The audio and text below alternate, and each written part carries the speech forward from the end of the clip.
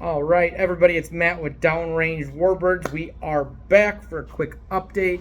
I know the format's a little different.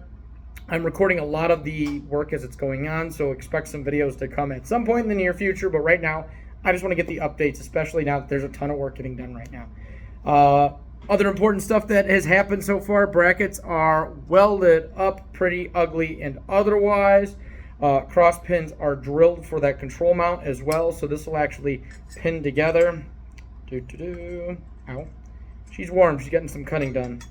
So she'll actually slide together as such. She's got a retaining cap now that works. And come on, get in there. Get in there. She rotates. Little oil, little lubrication. This sucker will be good to go. Is it pretty? No. Will it hold? Absolutely. So now this has some grinding to get done to smooth it out, bevel it the way that it's supposed to. And our control mount brackets will be done. I'll show you where that's going to be going when we shift over to the garage. So yeah, I think that's where we're at so far with the stuff we have done. A bunch of parts got ordered from Send so we should have trunnion brackets en route. Stay tuned for that, and hopefully we'll be recording some video for that in the next week or so. So here is the fuselage. I can't show you the control stick mount because it's freshly glued, but that's all right. So what we have here is we have the side skins mounted in place, and we even started cutting some of the lighting holes. I think I can get them a little bit, the holes themselves a little bigger and the supports a little thinner and still maintain integrity. The holes from the actual plans are actually a little thinner, so these support braces will actually be thinner, the holes will be bigger. But I cheated. I'll show you exactly how I did that through here. This side's a little more complicated, and I'll show you how I did this as well. But the exterior, this looks really, really nice. It turned out exactly kind of how I wanted it to. So once I got the sides in place, the sides was without staples. That was 100% acid brushes and tiny containers of epoxy. Huge pain in the butt, let me tell you. And then just weighing it down and then checking the support struts interior wise and making sure that they were actually connected. As you can see, I'm yanking on that. That is 100% attached to the bar that's on the inside, and that's exactly what we were going for. So the way this worked is I just took this wonderful miniature router, stuck it on the interior, and then it butted up against the rail and gave me a perfect cut. So I literally bumped it up on the interior against the frame, and as a result, you get these near perfect triangles, which actually worked out really well. The drawback is you are limited to the width of the router or the width of the bit. So what I might do to miniaturize things a little bit is just put a bigger router blade on this, the biggest one that this will sustain, and throw it on there. But I might also, as you can see, it screws, this bottom plate screws off as a guide. I might see if I can 3D print a fixture on the bottom of this, extend the blade out, and then cut these a little narrower as I kind of progress.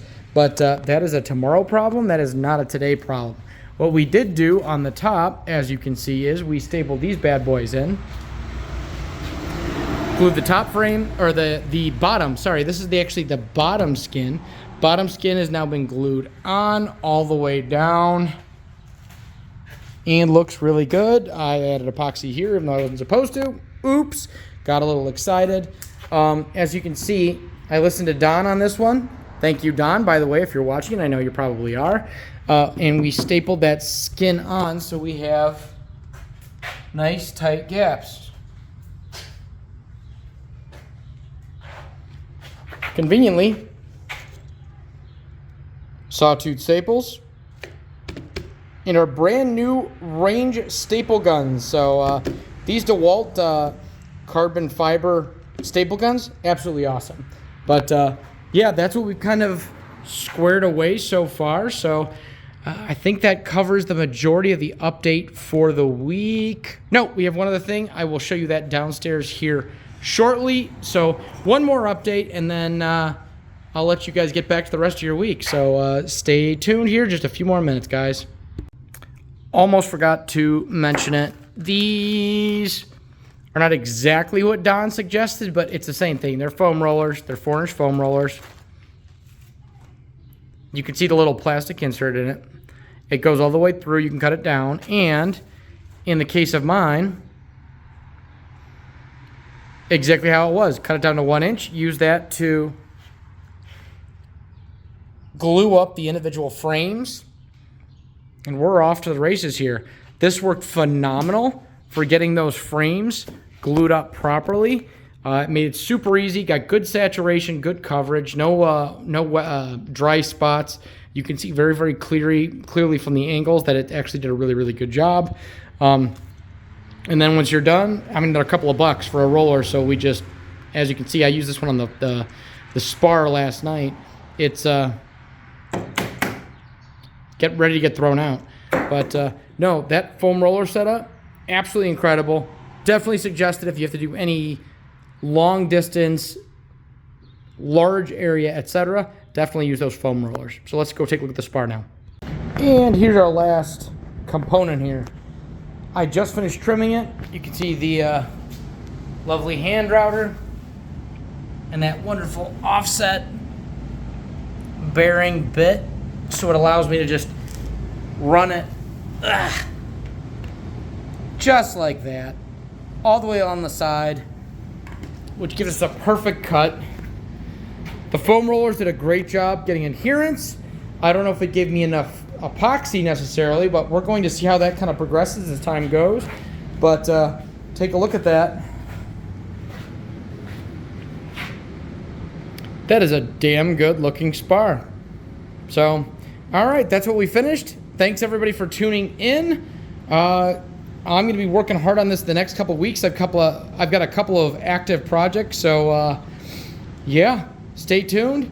Next few weeks, expect some other very exciting updates. Thanks for watching.